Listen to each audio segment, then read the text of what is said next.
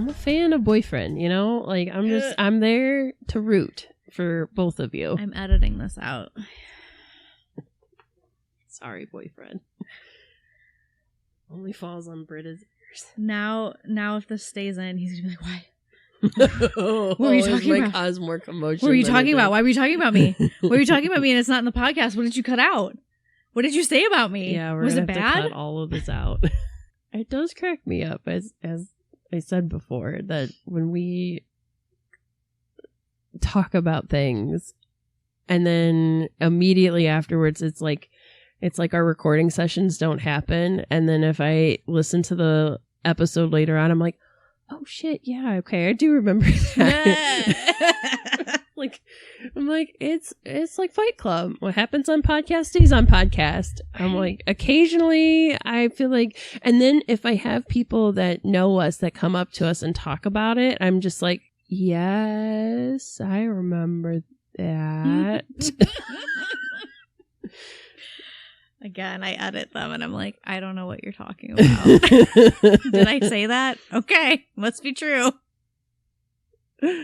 Oh, God. And it's never about, like, the factual stuff. Like, the factual stuff is not stuff that I'm like, I don't forget about that. I'm like, yeah, that's true. Like, I don't know why. Maybe because it's like I prepare beforehand for it. So, like, my brain's like, keep that knowledge. It's relevant to other stuff in your life. Keep that knowledge. But then it's like the dumb shit that we talk about. And I'm like, couldn't be me. I don't remember that. Yeah. That wasn't me. That was a different Beth. That was Slenderman pretending to be you. I feel like Slenderman should have more of a lispy, like, slay queen. God, can you imagine the death drop Slenderman could do if they were like voguing? He's so tall. It should be miraculous. He would take out all the other queens. Yes, it should be miraculous. Beautiful. What would Slenderman's drag name be?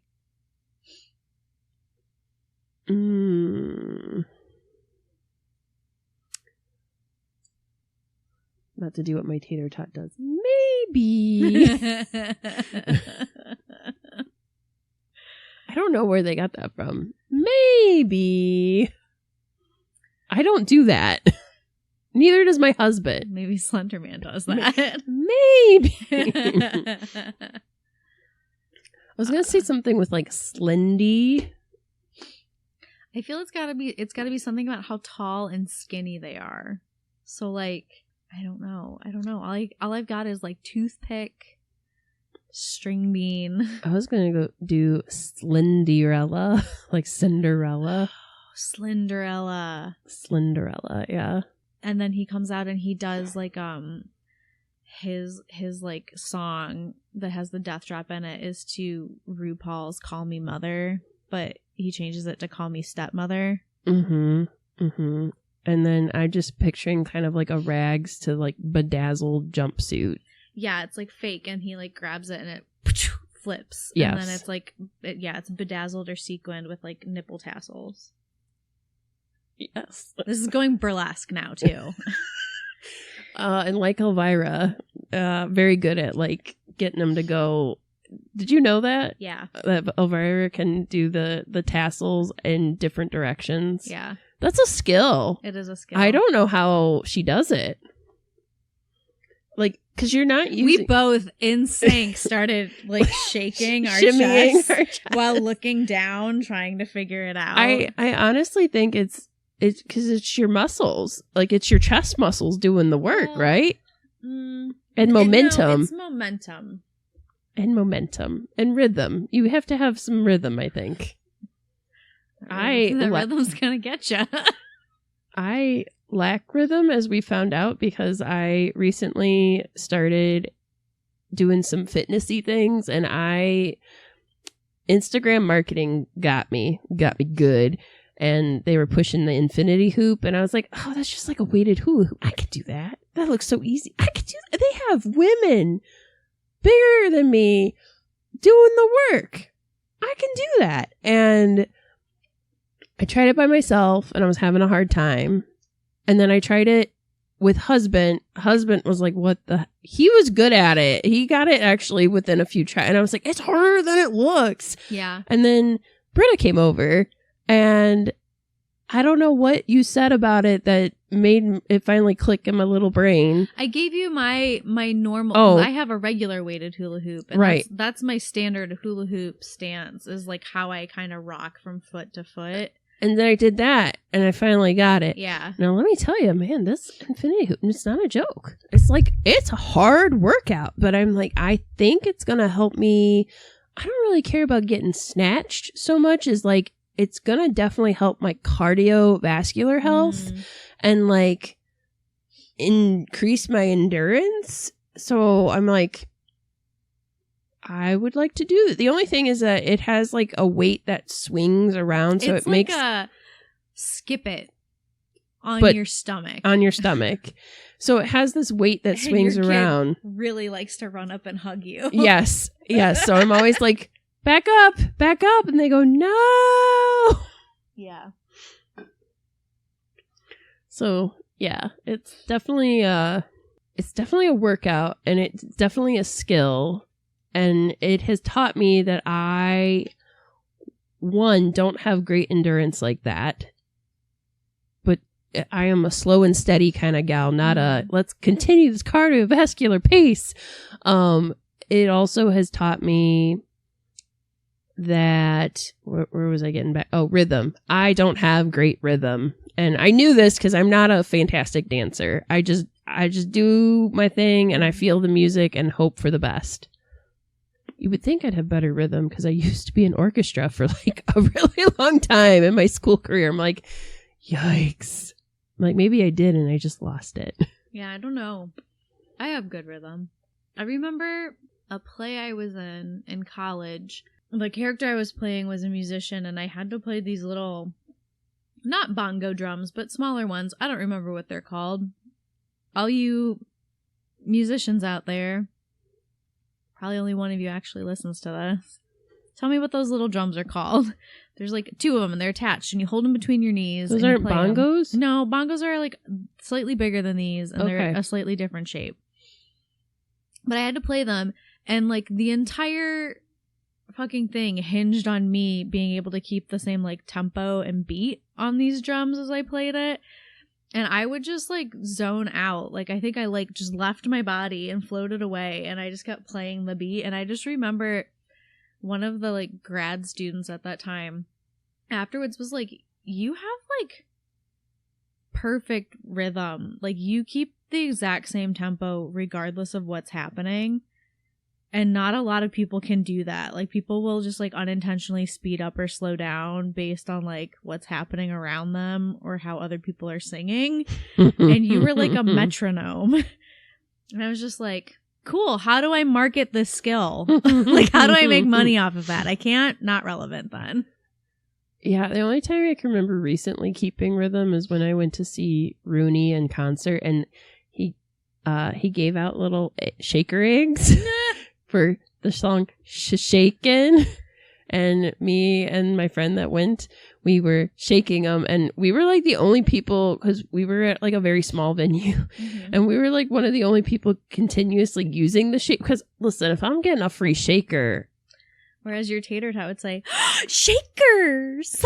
Yes, if I'm getting a free shaker, I want to like continue that rhythm. Shaker time. And so we were like doing, I was like, man, we are like keeping the beat in this section, because other people were like, I'm like, oh, see, I will do that, where if everybody else is doing like a, Britta will be doing a,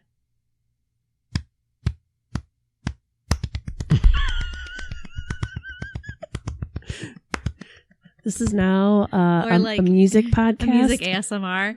Or I don't like to clap on the 1s and 3s. I like to clap on the 2s and 4s. Gotcha. I gotcha.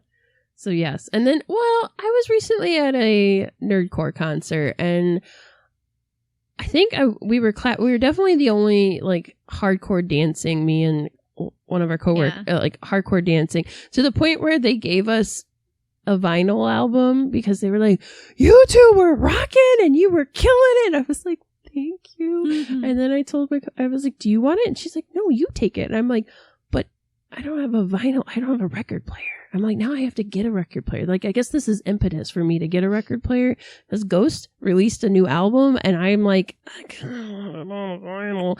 But I'm like, this is really stupid, Beth. Like, they're so expensive. You don't need another thing to collect that's physical media. You have so much already. Weirdly enough, last night, Spotify was like, hey, you like this kind of music? Listen to this song. And so I clicked on it because it was like new and recommended for you. And it was because it was like Iron and Wine just did a cover of this song. Oh, okay. And so I was like, well, I want to hear the original one first. So I played it and boyfriend like wasn't in the room. And I was listening to it when he came back. And I was just like, oh, I like this song. He's like, wait, why are you listening to this song?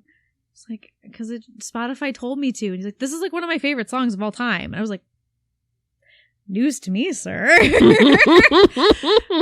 But then he goes and he pulls out, because he collects vinyl. He has vinyl, yes. He pulls out like 4 copies of, like, they're all different editions of the same album on vinyl. And like 2 of them have never been opened. They're like in pristine condition. And he was like, I just saw them like not that long ago. And I was like, wow, what a weird turn this took tonight just because Spotify spies on me. See, he's gonna listen to this and he's like, Beth, you want to get into vinyl? Let me tell you about vinyl. And I'm like, that's overwhelming. He would advise you on the best kind of like record players to buy and what to get and what not to get. I don't want anything crazy that takes up a lot of space. Boyfriend, are you taking notes? You know Beth's budget. What can she afford? And where should she get it from? Yeah. And then I might preemptively buy the Ghost album that just came out because it comes with a picture and it's like on white. Borrow my Bob's Burgers 3 record set of all of the songs from their show. I wish there was a way. Libraries used to check out vinyl, but you can't do that anymore. It would be a nightmare to try to store that. It would be so terrible. Like, God. They would just like, one person would look at it and it would fucking shatter. That's like how our materials go. Yeah, my favorite is always making fun of the DVDs of like, yes, somebody obviously took this DVD and was like, I've never taken a DVD out of a case before in its life. And it's like, and then they're like, oops, I dropped it on my gravel driveway and it skipped like 20 paces. Right. Whoops. I used it as a coaster for my drink. And then you look at it and you're like, how did this happen? Yeah. This has been out 3 times. Yeah. What happened? It's like actually kind of hard to destroy physical media when you're trying to. That is true. I remember we, when I was in junior high, tried to destroy a Backstreet Boys CD by leaving it behind like cars as people were backing out, and it took so many times before it finally cracked. Yeah. So I don't know. What are you guys doing? Anyways, what a weird aside we're starting with music, but well, it was like music and like working out, and I mean, frankly, at the time you're listening to this, yesterday we will have done both of those things at the same time. It's true, and I will have listened to Ghost while I was working out. And we probably sweated a lot and maybe got stopped by a train.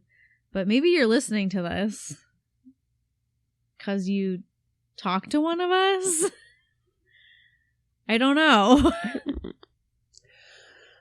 We'll see. We'll see, yeah. If you're new to this, hello. Welcome to the Lake Erie Library. I'm Beth. I'm Britta, and I'm sorry that we farted as we ran past you yesterday.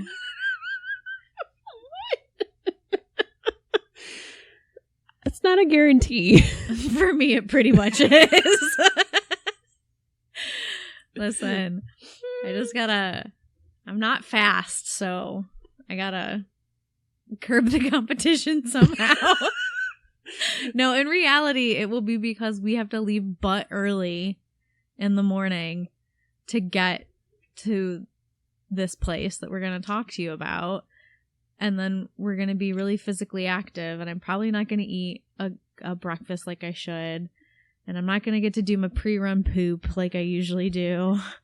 And I'll just probably be chugging a Celsius. So, good Lord. So anyways, today we are talking to you about the Mansfield Prison, or the Ohio State Reformatory. It is colloquially called the Mansfield Prison. Or Mansfield Reformatory. So any of those they're all kind of interchangeable. Yeah. And we were just there yesterday because we did the Shawshank Hustle. So we are sweating. I know. We haven't done it yet. We're really close to it, but I just know with the way the weather's been, we will be sweating. Forward in the future, and we, as a tie, won the entire thing. And then boyfriend won in his age group and for the men. Well, is he in a different age category than us? No. Oh, okay. Okay. We're on a different team than you, though. Yeah, you are. I'm not doing it for that. I just did it because we talked about it, and I don't care about that, but it does kind of suck. And then when we won, Gil Bellows gave us a high five. Nice. That's my prediction. Definitely wasn't that I laid on the ground and left a sweat mark in the shape of my body after eating my finish line popsicle. I do think maybe we'll get tacos after, though. I think that's my jam after a good 5K and whatever K we're doing, is getting like Mexican food. It's like perfect amounts of spicy, protein, and filling. Yeah. Like, I'm like that. I could eat that every time I do it. Not before, but after. That would lead to more of the farting as you ran past people. And then we definitely did not hide inside the reformatory to see if we could find any ghosts after it was all over. We're not still there, currently locked inside a cell or anything. That's my other prediction. Well, that would be a correct prediction because we've talked about this. I don't do spooky stuff like that. Like when people are like, let's go ghost hunting, I'm like, no, thank you. I'm good. I'll watch spooky movies, but I don't do haunted houses, and I don't do, let's stay in a haunted house. That's what you think.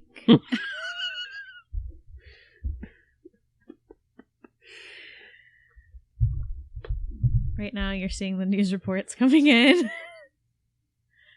Britta kidnapped Beth. Forced her to talk to ghosts with Ouija board mints. Oh my god. That's stuff of my nightmares, really. Like that, listen, I've seen too many movies. That is literally how bad shit happens. Every time.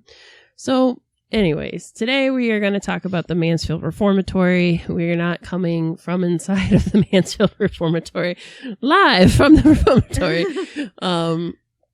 No, we're in my basement with Slenderman. It's fine. From Slenderella. So, anyways, we're going to talk about kind of the history of the Mansfield Reformatory. We're going to talk about conditions and stuff there, background, what people think of it today and the impact it's had today and on the state of Ohio, as well as like really predominantly the spooky elements. It's considered one of the most haunted places in America. Yep. And it's also considered like one of the most haunted places in America. Definitely, like, I think it's considered the most haunted place in Ohio.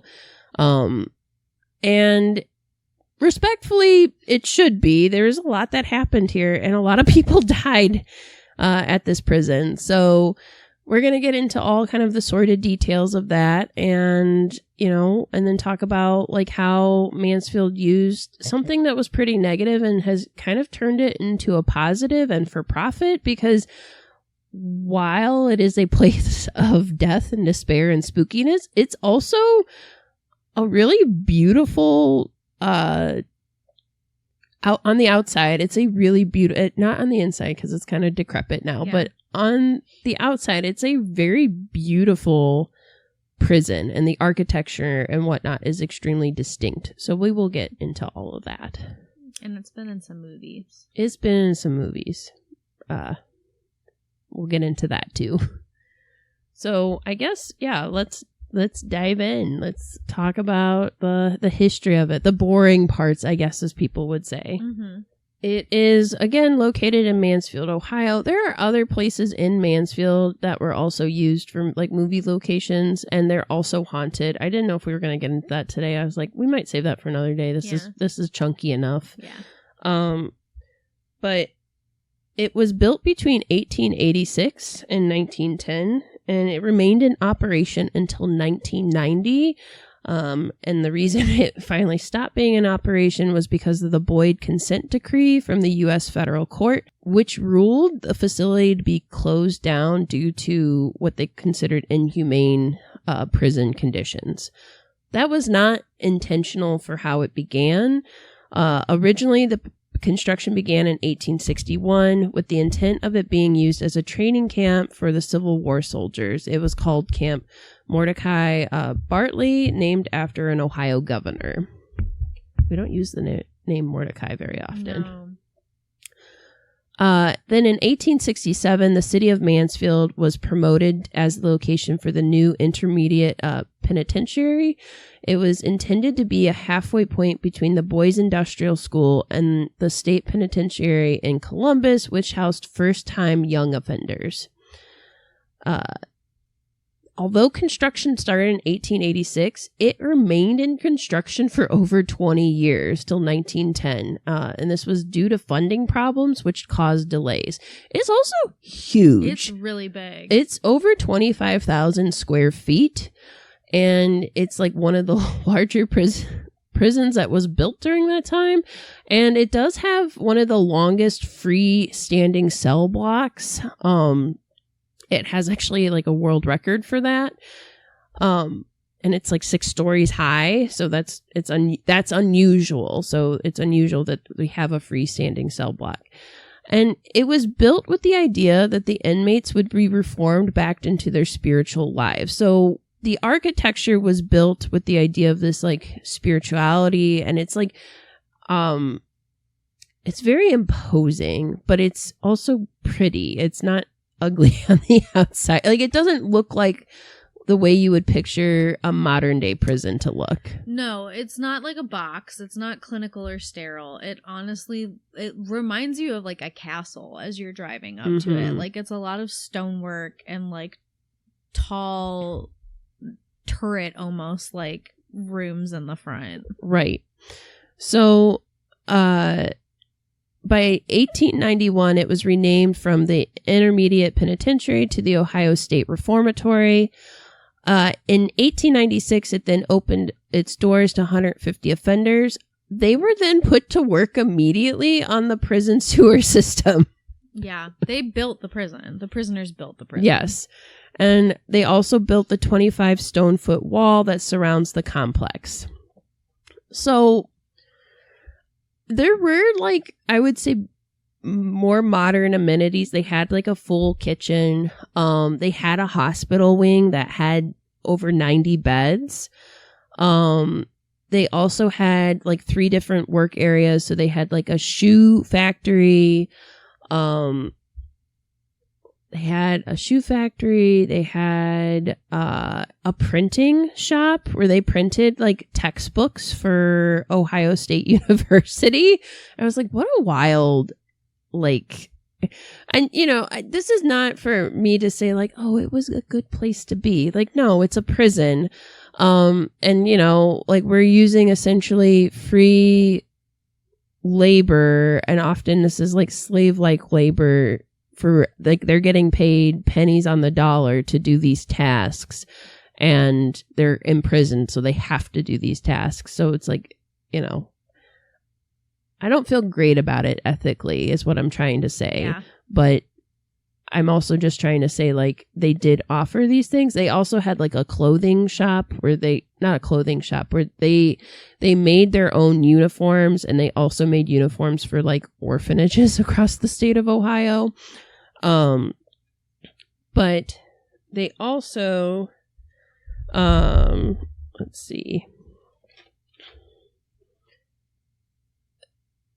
They also this like place was applauded when it was first designed to be humane and to be a positive step towards prison reform.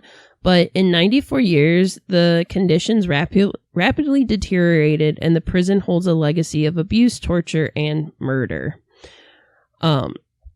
So one of the reasons why they had a lot of issues, I would say a good chunk of this was built in the late 1800s into 1900s, and you know what disease was really prominent?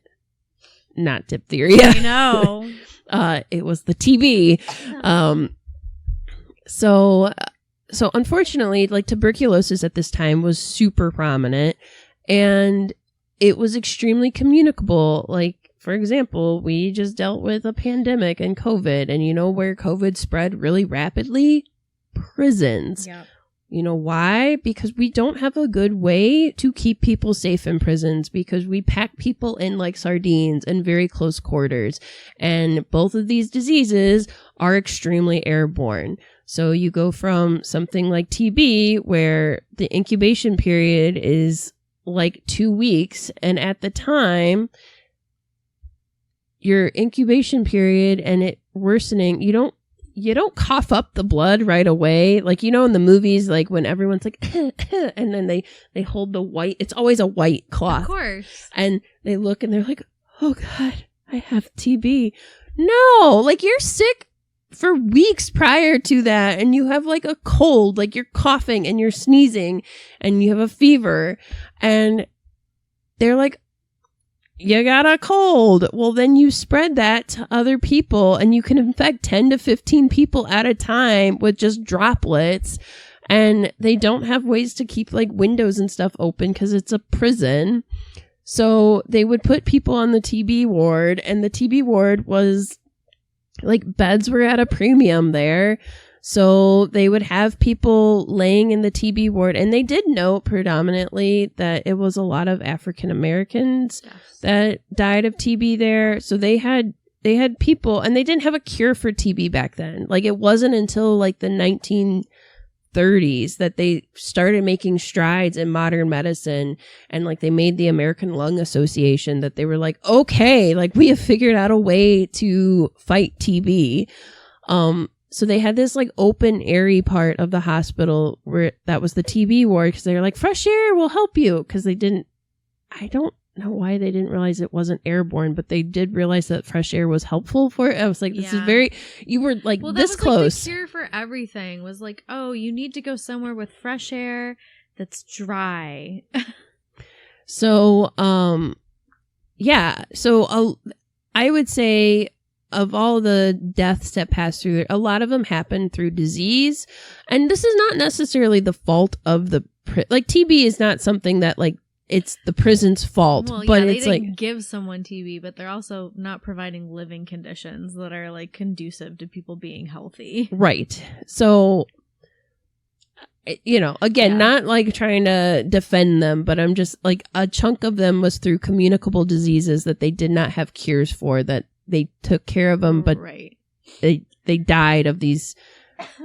It's also interesting that you bring this up because there's a relevant point for this. But prior to the prison even being built there, back when it was a Civil War training ground, they also, like, this is the Civil War, so most of the people who are there training for war are young men who've never been away from home before. Right. Who have never been in some sort of like situation where you're living basically on top of other people. Right. And so they had never been exposed to like smallpox or things like that. So then you get conscripted to go fight in the Civil War in the Union side. And all of a sudden you're sleeping in a room packed in like sardines with a bunch of other guys who are all like bringing diseases you've never been exposed to before. And so like a ton of them got TB, or God, the list was so long. It was like smallpox, measles, chickenpox, mumps, whooping cough, typhoid, scurvy, malaria, scarlet fever, diarrhea, and chronic dysentery. I'm not laughing. It's just like scarlet fever, diarrhea, like two different things. And then on top of that, also, it was like a military training ground. So then you also have like rampant STD infections because they're hooking up with the lady folk around, like the sex workers. Like they see that's a cash cow. You got a bunch of horny young dudes in there. Like, why would you not go make money off of that? That's true. Even before this like prison's built, there's like all these people who are getting sick from these things there. And like when we get into the spooky parts of this, like I have spooky tales from that era as well. So we've got like a history of bad living conditions, a history of disease, just raining down through the years. Yes. So inmates, speaking of like deplorable conditions, because when it first started, it was 150 people, but by the time like it was the 70s, they had over 2,000 inmates, and it was supposed to hold at max like 1,100. So you have twice the amount of people that should be there packed into this like place, and it just was not kept up with in terms of like living spaces. Like things were decrepit, they were falling apart. If you go there to visit today, there are parts you cannot physically go in because it is too dangerous for you to be in there. And it's not dangerous because like, oh, the spirits are going to get you. No, it's dangerous because you could like have a ceiling tile fall on your head, or like a stone like fall on you, or get like a rusty nail or something in your foot. Like dangerous, like this stuff's going to kill you. Like man-made physical stuff. So in terms of terrible conditions, we're talking rats, we're talking inedible food.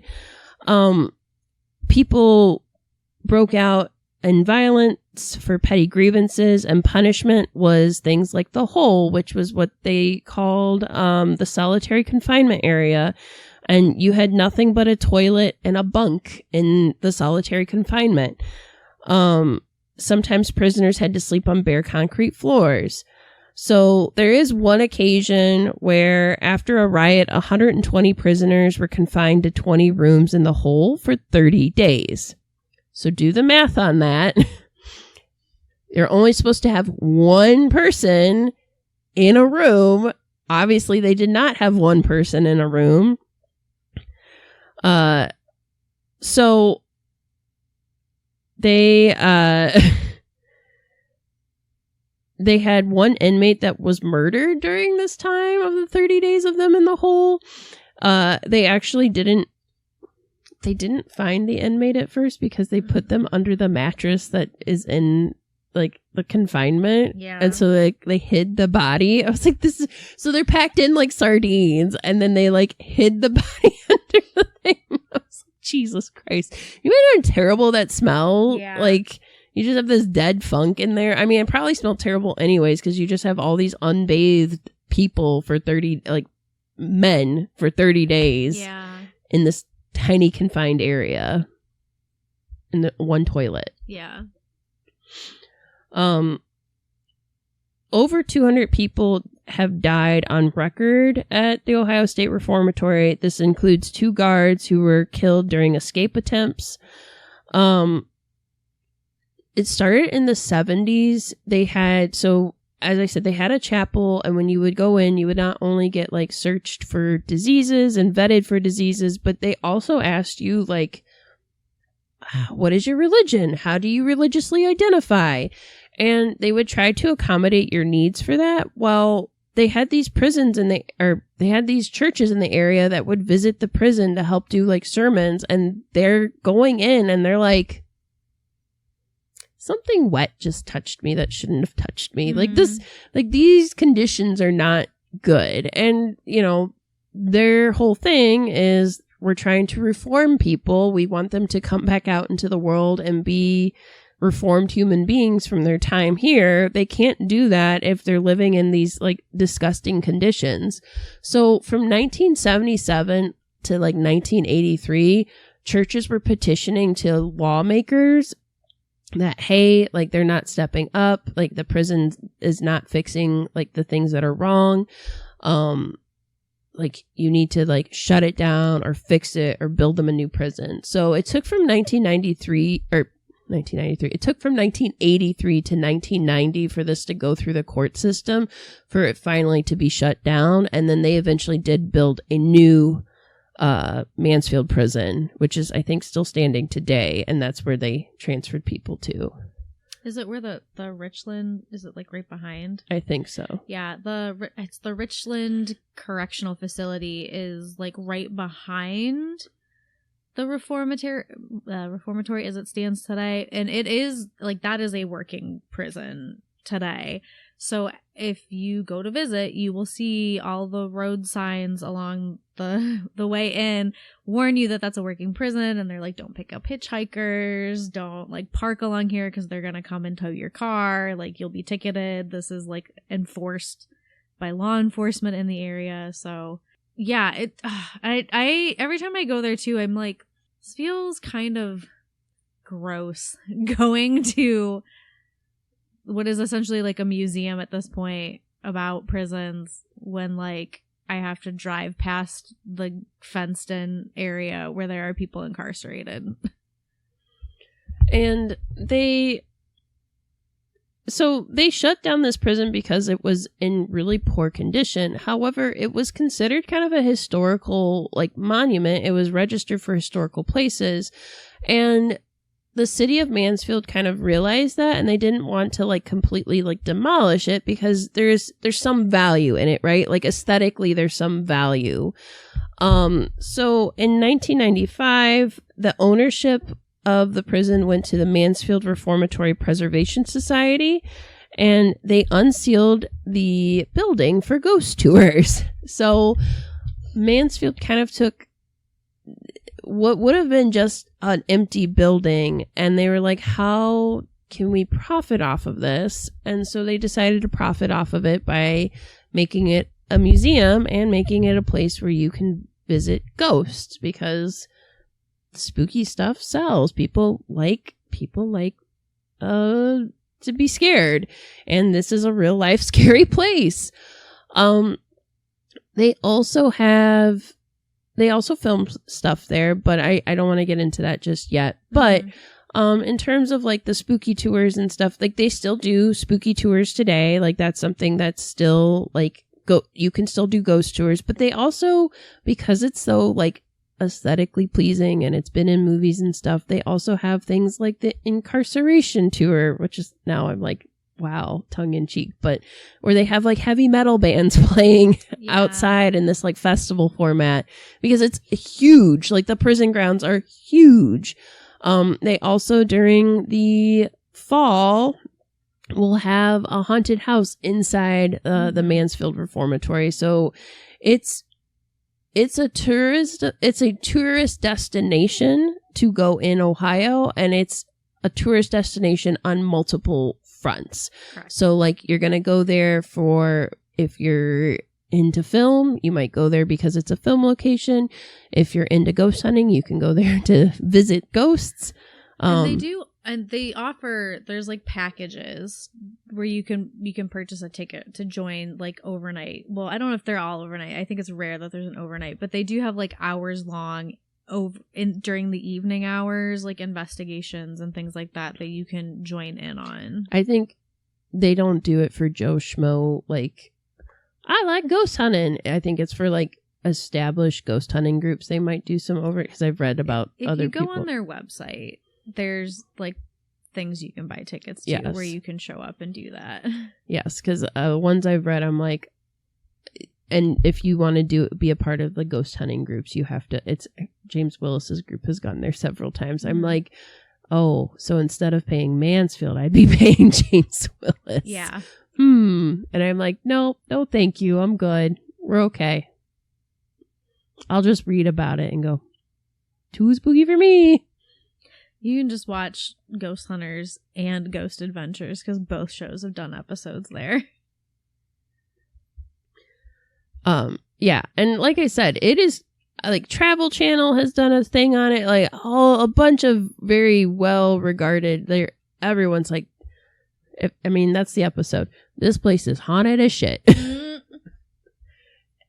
Why? Well, here's why. A lot of terrible things happened in this. Like, it's a prison. And I guess if we were going to get, like, woo-woo about it, mediums and stuff have talked about this, that, like, when you have a place with residual negative energy, and it's a place of, like, constant residual negative energy, so, like, a prison, it's not a positive place, chances are these people that pass away there have unfinished business, and it was continuously filled with people, and if you have kind of bad stuff happening to you, it lingers.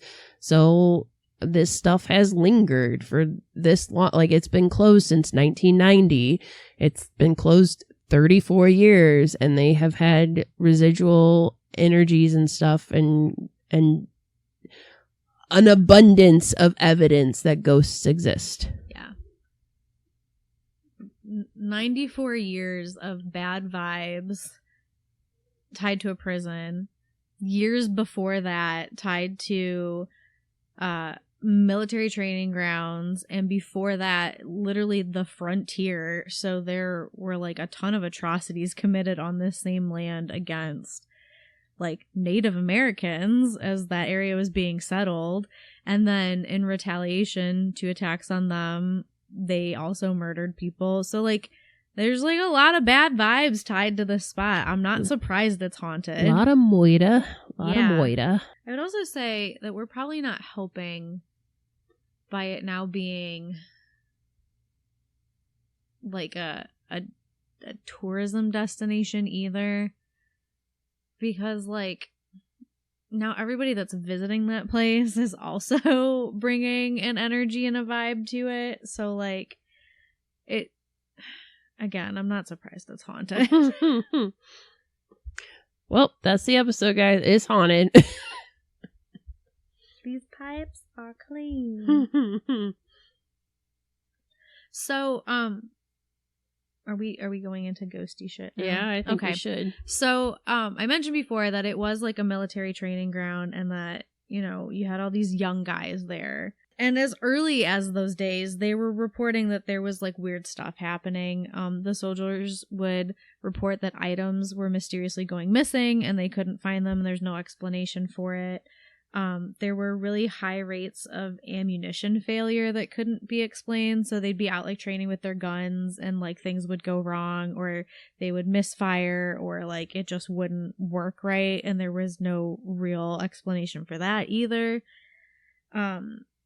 People would often hear whispers and muffled voices in like dark areas where they were standing alone, like there was nobody else around. Some people would say that there was like sounds coming up from the ground. No thank you. Right? Especially like as a Civil War soldier, like minding your own business, trying to walk around or like just trying to go into like a semi-private area to like go pee or something, and then you hear like voices coming from the grass while you're peeing. I'd be like, and I'm done. And I'm not getting caught anywhere with my pants down. You're just outside because you have chronic dysentery or diarrhea from all the other boys. And, like, you're trying to just, like, have a poop outside and, like, the ground is whispering at you. Hey, your poop smells so bad. You need to eat. Ooh, are you pooping? Eat. You'll feel better. They didn't know about a healthy diet back then. What have you been eating? Bread, probably. That's Something probably it. Crawled up your butt and died. It makes me smell good. Why is this ghost such a bully? I'm just picturing, like, what would be the most awful thing while you're, like... Slenderman, like, oh my God. Just picturing what would be the most awful thing while you're, like, having diarrhea, and it would be somebody bullying you. I guess you're right. I think the worst thing if you were having diarrhea outside would be looking up and a ghost like watching you, not whispers coming from the ground, just staring right at you. Wait.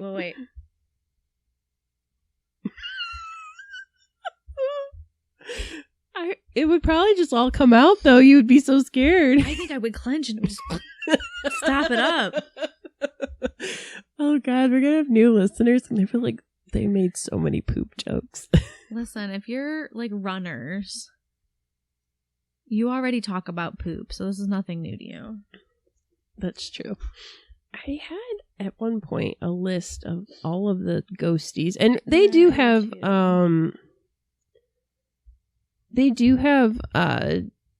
on the Mansfield Reformatory website.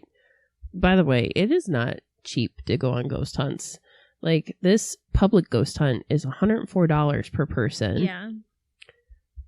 So if you're into that, just keep your pockets lined, because you're going to have to pay. And then if you're a private ghost hunter, it's $3,105 for 30 people or less. Whew. God, can you imagine? Like, that just sounds like some kind of bullshit team building that like a company would do. And they'd be like, all right, we're all going to go ghost hunting. So make sure that you stay within your department. No fraternizing with people outside of your department, even though you hate all your coworkers. All right, here's a camera. Go into the decrepit prison. So I have like just a general, like, this is just a general list, and then we can go into specifics. Like, someone broke it down as like, okay, so like, what's ghosty at the Ohio State Reformatory? This is like that Stefan thing from Saturday Night Live now. We've got black masses, shadowy figures, white mists, full-fledged apparitions, figures darting in and out of cells, glowing balls of light, fleeting objects darting down hallways, and misty apparitions, both female and male. Cold spots, eerie sensations of being watched, fingers touching you, hair being played with, pulled, or stroked, and, even more frightening, slaps and shoves. You can also smell things like pipe smoke or cigar smoke. You're not allowed to smoke in the building, so that's weird. The smell of rose water or rose-scented perfume in a bathroom and living area of the warden's quarters. And some people, like a lot of like mediums or investigators, have like walked down the like solitary confinement and they like smell dead bodies. I'm just imagining like these mean ghosts bullying these mediums, like, you want to smell something real gross? Come down here. I dare you. That just sounds like me trapping someone when I'm gassy. I'm not a good bully. Did you hear that? I am scared. I don't know what that was. I don't know what that was. I broke her. Did it. So I have, this is from the Northeastern Ohio Paranormal Investigation Center. They have done multiple investigations there, and Justin Fink and Joey Butler were the two who went in this case. And so they were there. They were using like EMF meters, and you know, your normal ghosty equipment, and digital recorders that they used to record EVPs. And Justin Fink said, on our first trip to the Ohio State Reformatory in August of 2009, most of the EVPs that we collected and the personal experiences took place in the warden's quarters, which I've read a lot. Like, they say that's one of the more active places. I believe a warden died there, so that makes sense.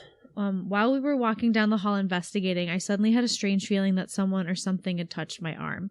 At first I thought it might have been a breeze blowing through the building, but after further investigation, we found there were no windows open, and on that particular night, the air outside was still. Another strange incident was the moving pane of glass on the landing of the stairs. Joey was walking ahead of me, and as he passed by the window, the glass had moved and made a clunk sound. I asked him if he touched it, and he said no. I reached out and touched it, and it was loose in the wood frame. There was no way that he could have stirred up enough air to move it by walking past it.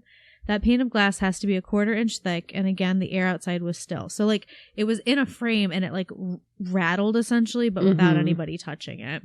That night, we only picked up 2 EVPs. A man's voice, which was what I consider a Class B EVP, said, "You shouldn't be here," which was recorded in the warden's quarters. And later that evening in the kitchen upstairs, we asked if anyone was here, and a woman's voice, or what we think sounded like a woman's voice, said, "I'm here." On their second investigation, this was like a few months later, they brought along Justin's sister Allison, who's also interested in paranormal things. And they had a few experiences, but like less than the first time. They got some unexplained EMF readings in the bullpen around the large pillars, and they got more EVPs in general than their first trip. When they were in the bullpen, they were looking at and they were photographing the tunnels that they used while filming the Shawshank Redemption. And he said, the only way I can describe it is it's just a wild laugh, but no one in the group remembered hearing it when they were there in person. So when they were playing it back later, they heard like a crazy laugh, but not in person. Absolutely not. Another EVP was recorded in the library. We were looking at a strange metal box with a glass door on it. Joey had asked me if they had pets, and I replied, I have no clue what that was used for. The EVP we recorded said, "Boots." It's another fucking bully. He's like, "It's boots, you goddamn idiots." It's a metal box with a glass door for boots. The library that evening seemed to contain some activity. Joey and myself were standing at the counter looking at some of the books and papers, not saying anything. Once we started talking, we recorded a very gruff voice that said, "Shut up," as if the individual was shut up, as if the individual was a very heavy smoker. The West Cell Block provided us with one of the clearest EVPs that I've ever recorded. A voice said, "Lights out," after we had asked if anyone wanted us to leave. That's pretty spooky. Yeah. The most paranormal event that took place that will always stand out in my mind is when I felt that someone had touched my arm in the warden's quarters while on the haunted overnight stay with Haunted Heartland tours. This place is full of interesting history. The overall construction is fascinating, and I believe people visit the facility not only for a paranormal experience, to experience some of Ohio's history and some of the mystery as well. So it's just one person has gone twice and experienced all of that. So this person, who I think is the author of the darkartandcraft.com, talked about their spirits in the basement. According to lore, there's 2 spirits. There's a 14-year-old boy who was beaten to death. His shadow is seen flickering across the walls or out of the corner of your eye as if he's escaping. Despite the lack of description, you'll be able to decipher his presence from the other ghostly resident of the basement. While the energy of the boy is light, you can feel something unnerving and unsettling approach when the guard is in your presence. He's been described as a sinister experience and is potentially believed to be the murder of the young boy. God, what a 14 years old is wild. Afterlife to be fucking stuck down there. And scared all the time. I'm also just like, I would be so pissed afterwards. Like, I'm stuck here because you killed me, and now we're both stuck in this fucking room. It'd be like if Timothée Chalamet and I were ghosts stuck in the same room. I would absolutely become a poltergeist. Oh, God. God. All these new listeners are going to be like, what beef does she have with Go Timothée? back and find out. He knows what he did. I don't think he does. He knows what he did. He stays awake at night thinking, God, Britta hates me. Britta from the Lake Erie Library hates me. Again, the hole, which is the solitary confinement, which I described to you guys, they have experienced some stuff down there as well. I don't think some of these places are allowed to be explored now like they used to be, because I don't know if the prison has like cleaned up or kept up with these areas. So people who enter the hole experience nausea, cold spots, breathing, and generally a lot of get me out of here discomfort. And then when they went to the chapel or sanctuary, this is where they got creeped out. So they said, despite the fact that it was daytime and the whole place was beautiful, I kept feeling like there was something lingering in the shadows, looking at me, wishing me harm. I felt as if it was time to move on and definitely didn't want to spend too much time assessing the room. So they're like, I like being in like churchy places. So this was extremely unnerving to feel like I got to get the F out of here. They said that they think the space was once used for executions. So they think that might be why it's so haunted. I don't know the veracity of that. And then there's also the chair room, which is one of the most unassuming sites of OSR. So if you're walking down the hallway, you look to the right, there's a windowless room with a chair placed in the middle facing outward towards you like someone is watching you. Legend has it that a very dark entity lives in this room and prefers for the chair to be in the middle of the room. If you move the chair, expect for it to move back soon after. During my research, I found one account where the person sat in the chair provoking the spirit. By provoking, I mean yelling at it, inciting it to take action. The person left with scratch marks all down their back.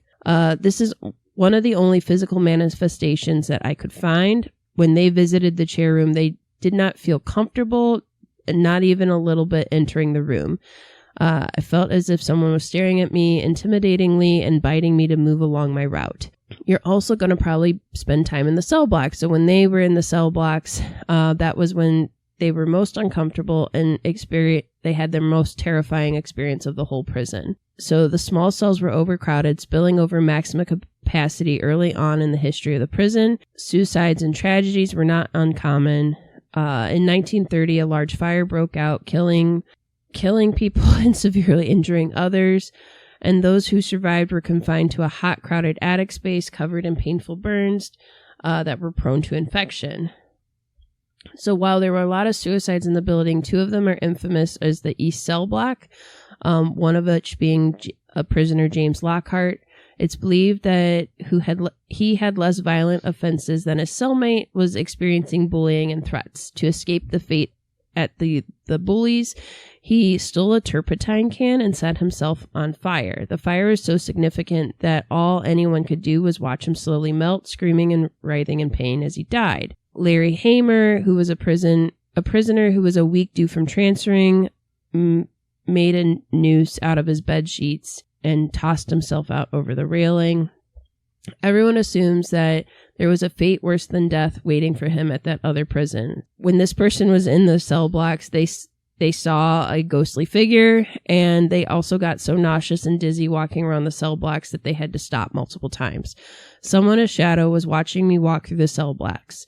And then before it appeared, the experience of nausea came on, which is a common experience when the air pressure is changing and the energy levels are wacky. It sounds like they were in it for one day during daylight hours and were experiencing like creepy things. Mm-hmm. I can't imagine staying overnight. I would be like, no, thank you. I'm good. A ton of the people who like tour guides there or volunteers there have had experiences and have talked about it. Like Jill Kepler, she started there in like 2005 as a volunteer and a tour guide. She strongly believes that the whole building has activity. She was like, you can't have a building be witness to so much negative activity and not have it retain it. My favorite spots are the East Cell Block ground level, where you will see and hear former prisoners walking or hanging out of their cells, and the ground floor administrative wing. There are dark shadows, actual full body apparitions, and the 3rd floor warden's quarters also has shadows and voices. Her most memorable experience says that she and her friend Peggy had 4, and she puts this in quotes, people walking towards us. At one point they disappeared only to start the whole thing over. I believe they did it 4 times and then stopped. And then in the warden's quarters on the 3rd floor, she caught a woman's voice on her tape recorder saying, it's cold in here, and no one was talking at the time. And then in the administrative areas, there's like a dark shadow that's there that it appeared on the landing, and she saw like a face form on it. No, thank you. And then lastly, in the 3rd floor warden's area, a black orb formed in the doorway, came across the floor and hit me. And I felt what felt like an electrical shock through my body. In November of 2009, on the administrative ground floor, she said, after the dark shadow came down the stairs, he turned to me and started walking towards me. I've never been scared, but it was at that point that I started saying the Lord's Prayer to get him to stop. We made eye contact, and until I actually touched the cross on my neck, he was still coming at me. Nope. Yeah. Nope. Scott Sukol is one of the reformatory's overnight public ghost hunt guides. And he started out as a volunteer in 1999 and then got put in charge of the ghost hunts in late 2007. And he remembers the first time he was there, he pulled up and he had this breathtaking impression of the building. And he's like, I felt like I came home after a long time away. I can't explain it. And I don't really expect anybody else to understand that. I just knew that I was meant to be here. So he has this sort of connection to it, but he also considers himself a skeptical believer. It's very, I want to believe, Mulder style.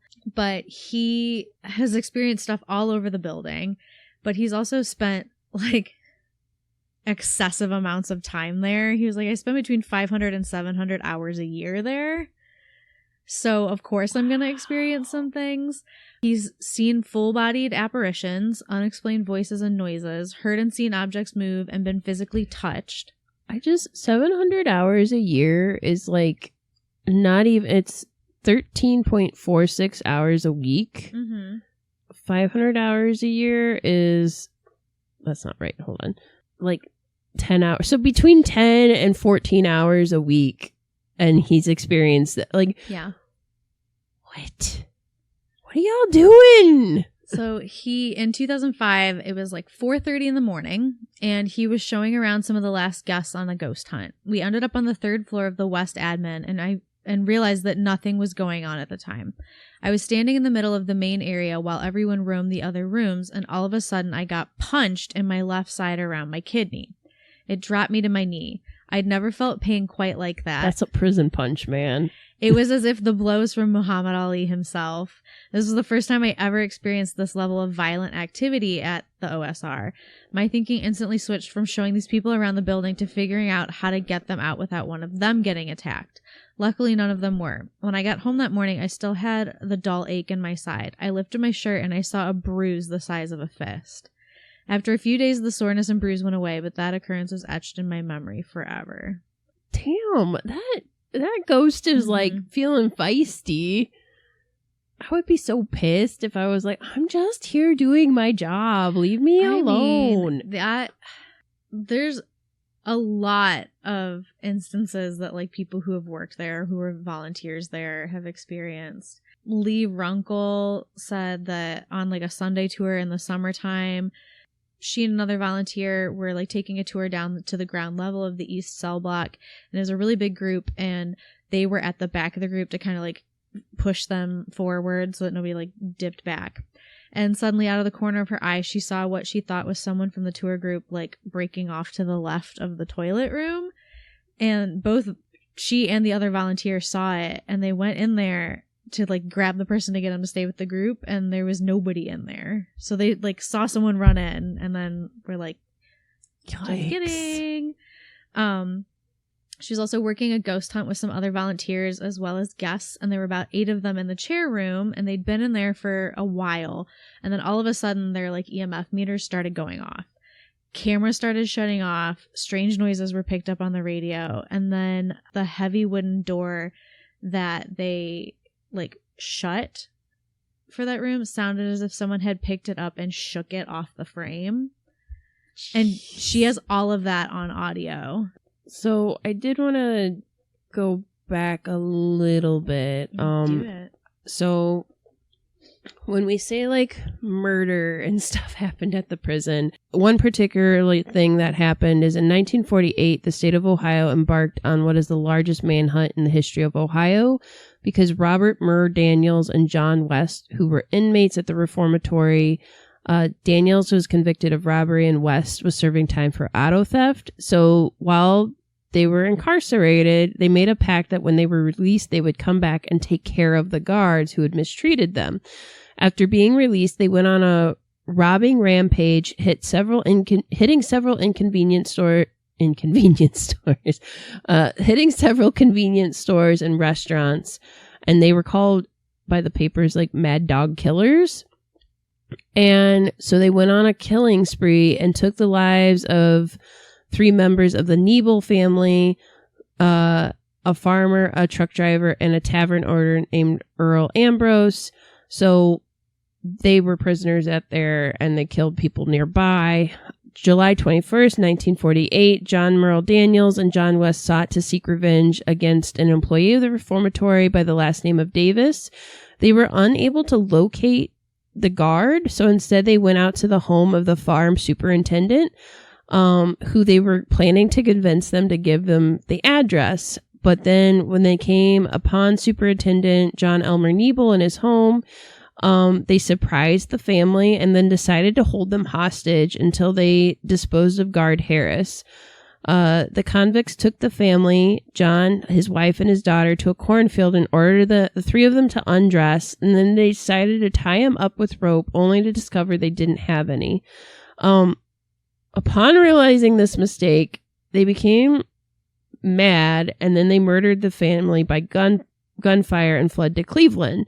Davis and West murdered a farmer for his car and then killed a truck driver for his truck. From this point on, they were wanted men, and then there was a manhunt for them. They were finally stopped in a shootout with police at a roadblock near the state line.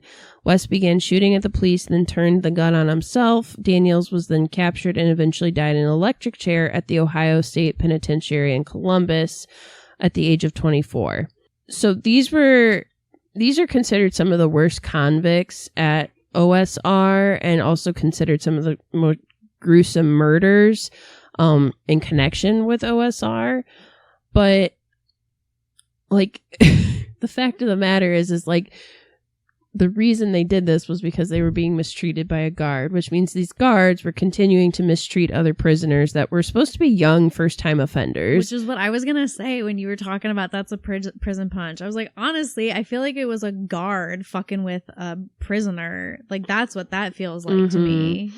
So you have these spirits and you don't know who's a guard and who's not, essentially messing with each other for eternity because nobody can be laid to rest because people died on the grounds, kind of, as I said, with unfinished business. Yeah.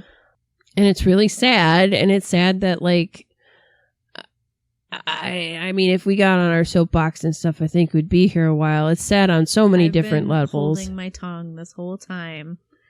My dirty socialist, prison abolitionist tongue. Yep. Just doing slave labor in decrepit conditions. It's great. And we're letting people die from communicable diseases that should be easier to control, but go off, I guess. And now we're profiting off of their eternal hell. It's fine. It's fine. I mean, I don't know if it's actually fine, but like it's fine. Like, they're dead, but I don't know. Here's the thing. I have not been there as a tour to see like what they say about it, so I don't know. I don't know if you've been. You don't know. Maybe we did yesterday, Beth. I just want to tell you this one because I think it would freak you out personally. Great. Is it an eyeball thing? No. So Jody Ivy is into paranormal investigation, and so she went on a haunted Heartland tour, and she describes herself as an empath, and she like can sense spirits and see spirits, and she's had this like ability since she was 10 years old. And so she was at the reformatory on a ghost hunt, and she has a Celtic tattoo of protection knot because she's like, I'm in a lot of places with like a lot of bad energy and I don't want anybody to fuck with me in a bad way, so I've got it tattooed on my body to like help me. And she feels that wards off evil spirits and evil happenings. And while she was standing in front of a cell during the tour of Ohio State Reformatory, she thinks it was in the West Wing area. She felt something touch the tattoo several times. Yuck.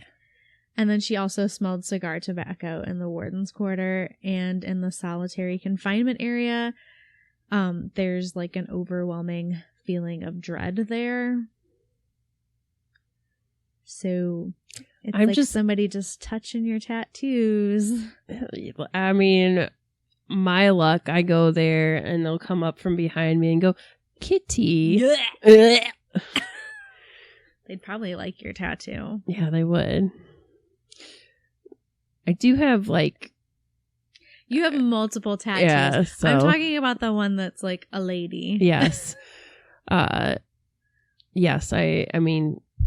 Eventually all of our viewers will see us, so I'm sure they'll see maybe today when we post a picture. I'm sure they'll see my tattoo, but you know, that has been a point of weird contention lately at the library. Not like administratively, like we're in a conservative area or anything, but like having people touch me without my consent. Living people. Yeah, not even ghosts. Not even ghosts. Adult humans. Adult humans who fucking know better touching me and grabbing me without my consent while I am waiting on them, which is a very weird fucking power dynamic, and I hate it. Yep. And I'm just like, that's a harass. Leave me alone. They did a harass. HR. HR, the ghost did a harass. Rehashing things that we should know as adults for training purposes. If it's wet, fun. Warm, or not yours, don't touch it. That goes for you too, ghosts. That's right, ghosts. And you too, Slenderman. Slenderella. Slenderella. I don't know how much more we can tell you spooky story-wise. There's so many accounts of things. Yes. Like, it would just get redundant. I guess, sat here for have you hours watched, like, Ghost Hunter, or have you watched those episodes? I have. I'm going to bring them back up again so I can tell you what episodes they are in case you want to go watch them. I remember the Ghost Hunters one. They were particularly interested in investigating. There was like a dark orb and a mist that they were like kind of tracking the whole time. And it's the fact of the matter is like, I've literally never read any of the ghost hunting people who especially have stayed there overnight who are like, I got bubkiss. Like, this place continues to be haunted. Like, there's no spirits that have really passed on. There's not, like, I have not read of anything where they're like, yeah, I've worked here and like this spirit was here and now they're gone. Like, no, like, it's continuing. And I don't know if it's because of the continuing history, or I don't know. I don't know. Like, we're not in a horror movie where I can research, like, how do you help these people move on? Like, I don't know if there's a way to do that. Well, there is. I want like Amy Bruni and Adam Berry to go there, and it would take them years. But I feel like between them and like Chip Coffee, like the three of them could do it in shifts and like head in there and just like go room by room and maybe like help these people out in their afterlife. I guess then though, I don't know, Mansfield Prison Society Mansfield might probably be doesn't want them. They're probably blocking them out. They'd probably be like, So the Ghost Adventures episode is season 2, episode 11, and it's just the Ohio Reformatory. That's all they look at. That's the title of the episode. Does he get embodied by a spirit? As soon as he walks in, he's like, I feel a dark energy. I'm possessed. Like, that's what he does everywhere he goes. I know, like, Aaron had a blog on it. That's funny. But then the Ghost Hunters episode is season 2, episode 12 for them, and it's mostly Grant and Jason on that investigation at OSR. And then there was like a separate episode that was like, it was like a 2-parter. They usually did 2 different locations. So it's Shawshank Prison is what they call it. So Shawshank Prison, Lizzie Borden. So they like did the Mansfield Reformatory and the Lizzie Borden house in the same episode. Weird to do both of those on the same episode. Also, those I feel like could be standalone episodes, but yeah, but that was not their format then. So it's okay. Season 2, episode 12, Shawshank Prison, Ghost Hunters. Season 2, episode 11, Ohio Reformatory, Ghost Adventures, Zach Acid Wash Jeans. So since we're talking about Ghost Hunters and all that, we should just talk about their connection, the Hollywood connection to Mansfield now. So obviously, as we said, Mansfield did close down in 1990, and then the Preservation Society opened it back up for public tours by 1995. However, because of its architecture, it was used for filming for several movies. Most predominantly would be The Shawshank Redemption, which was filmed in 1994. So if you've never seen The Shawshank Redemption, you should. We talked about it actually in one of our earlier episodes when we went over different seasons, because that's Rita Hayworth in The Shawshank Redemption is a Stephen King short story in different seasons that movie is based off of. It is a excellent adaptation of that short story. And Mansfield was used as they used a couple of parts of it for interior shots, but they used it mostly for like the exterior shots. Exterior and, well, technically inside the prison. It was outside because they were in the yard. They filmed stuff out there. And then they also filmed quite a bit in like downtown Mansfield. There are several filming locations there that they used in the movie. And then they also filmed Tango and Cash there, which is Sylvester Stallone and Kurt Russell. That's a good movie. Yeah. They filmed that in the West cell block. While it was still in operation, which is pretty wild too. Yeah. And then Harry and Walter Go to New York was the earliest film shot there in 1975. That was also filmed while they were still in operation, obviously. They also filmed Air Force One. They filmed part of that there. It's a Russian prison. Yeah. I mean, it really does. Like, there is a reason that people, like, call it Dracula's Castle. Like, it really does have that gothic look to it. So it does feel very, like, European. Also, the guy who designed it is the same guy who designed the Athens Asylum. Did you know that? I think I did know Schofield? that. I'm not surprised. Yeah. They do have similar vibes. It's also been used. Godsmack did a music video there. Marilyn Manson grew up in Ohio, which I think people, barf. But he took pictures there. Lil Wayne did a video there, featured the prison and Go DJ. There is a movie called Fallen Angels that was filmed almost entirely at OSR. WWE used it for Triple H for their 2008 Judgment Day event in the facility. Weird. There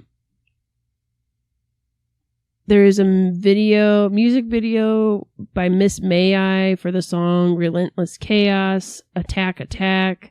Shot a portion of their video for Smokahontas.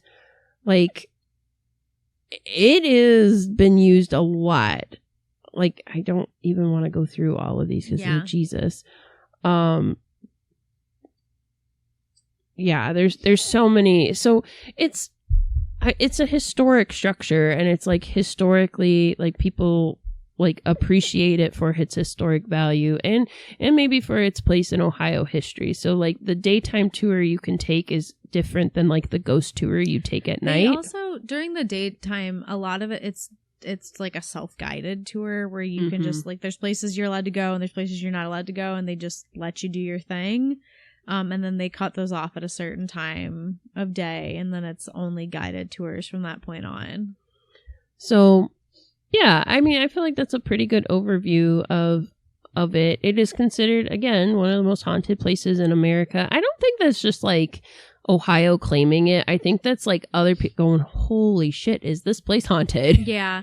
I mean, it's, you know, obviously because of those things we mentioned, like people travel from all over. Like the race that we ran is, I mean, like people travel from other states every year just to run this. It's been for like over a decade. Because the movie just had an anniversary, it was like a big to-do this weekend. So they had people from the movies, which is why I joked about Gil Bellows.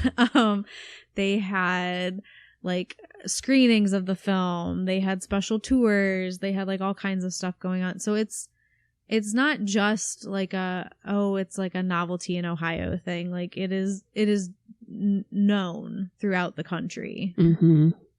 And yeah, I mean, it has a complicated legacy because of all the things we mentioned. Like, you know, on one hand, I guess I appreciate that they didn't just let the building sit and like get torn down, because it does have some historic value. Mm-hmm. And it does talk about kind of, it is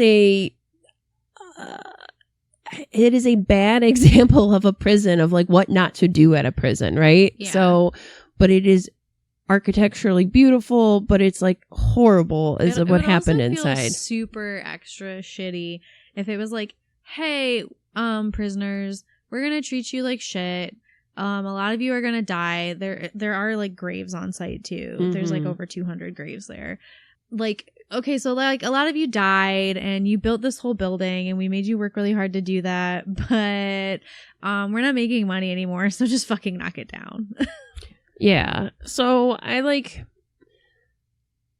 can understand why the Preservation Society went in and decided to save it, because mm-hmm. it also has like, they literally used it prior to that for Hollywood films. Yeah. So it's like there's some integrity in there that we should keep it. And it does commemorate like at least those spirits that are buried there. Like, I don't know. I don't know if the ones that are in the graves are haunting the place or if it's other people. But it does at least commemorate their memories somewhat. Maybe. I'm trying to give a little bit of a bone here. I don't know. It's hard.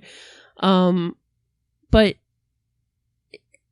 it also does stuff for the economy for like this otherwise small town that wouldn't have very much to it. And I do think that like the Shawshank Hustle race in particular does like bring in a lot of money for them to like maintain it. And I think, you know, like a lot of other parts of downtown Mansfield. So it is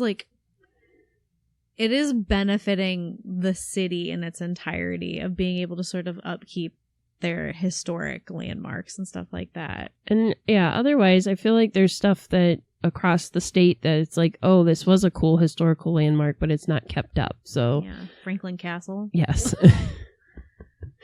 So yeah, there's a complicated history to it. If you're interested, there's books out there that talks more in depth about its history. Several of them that you can get through Libby and through Hoopla. Your local library. Mm-hmm.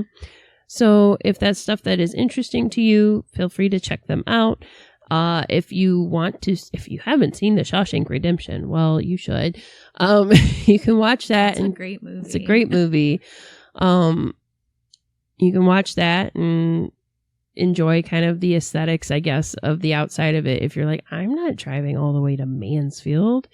But otherwise, yeah, I mean, by the time you see this, you'll see our faces and you'll be like, oh God, now I know who they are. My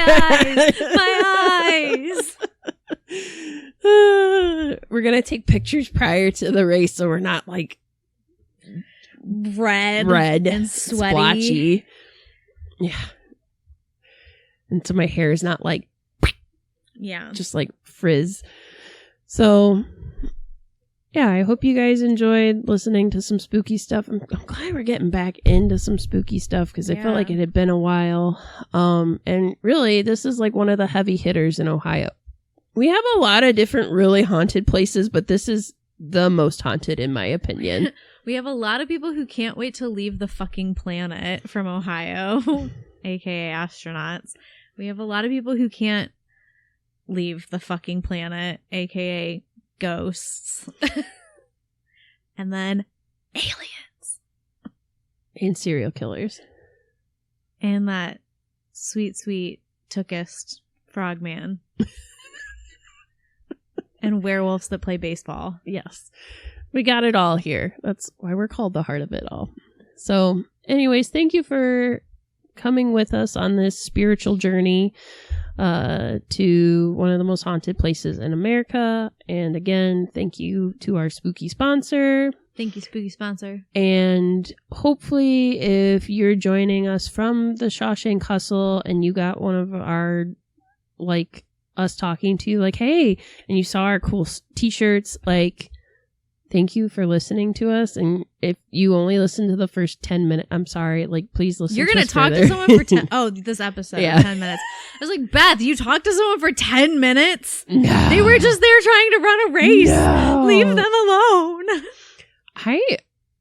For as extroverted I am not that extroverted, like, in races. I'm, like, mentally just trying to get through, like, all right, I'm here. Let's do this. Let's right now, current day, a week before, let's predict if by the time they're listening to this, we will know the answer, if we get stopped by a train. Yes or no? What do you think? I'm gonna say yes. I'm gonna say no. Okay. We'll see who's right. I'm okay with being wrong. I haven't yet. Other people have, so we'll see. So, yes, thank you for joining us. If you're interested, like us, subscribe to us, engage with us on social media. Engage with me. I'm a size 8 ring. I like a princess cut. I think boyfriend might have a... Boyfriend doesn't need to know. And I'm married, so don't engage with me. Anyhow, thank you again, and we hope that you stay spooky, friends.